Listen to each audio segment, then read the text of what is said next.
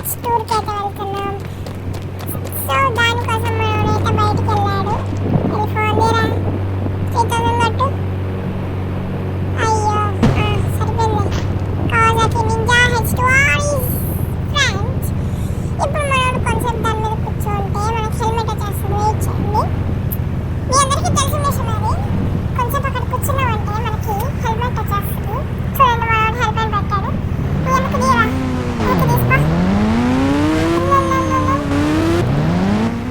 మన beach tour అయితే చాలా బాగుంటుందండి. బీచ్లో బోట్ తీసుకొని కూడా మనం ఈరోజు వెళ్ళబోతున్నాం. అదే మంచి ఫీలింగ్ వస్తుంది ఈ వీడియోలో. దానికోసం అయితే కొంచెం జర్నీ అయితే చేస్తున్నాడు మనోడు.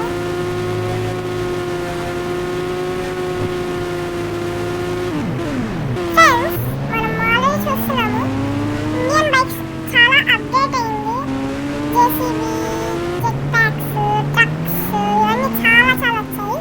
మీరు కనుక ఇవన్నీ ట్రై చేశారంటే నాకు కమెంట్ సెక్షన్లో కమెంట్ చేయండి. నేను ట్రక్ వాడాను, నేను జేసీబీ వాడాను అని చెప్పి నాకు కమెంట్ చేయండి. ఎందుకంటే మీరు మీకు ఇండియన్ బైక్స్లో ఏమేమి ఎక్స్పీరియన్స్ ఉన్నాయో నేను కూడా తెలుసుకోవాలి కదా. అలా తెలుసుకుంటే మనం ఎంత మీద అవుదాం. ఒరేయ్, అంత హైట్కి ఎగిరావేంద్రా? చచ్చావు. అబ్బా,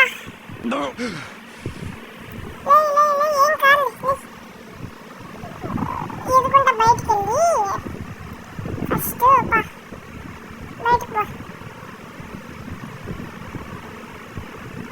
ఇప్పుడు మనోడు ఈదుకుంటూ కష్టాలు వెళ్ళిపోయాడు బయటికి.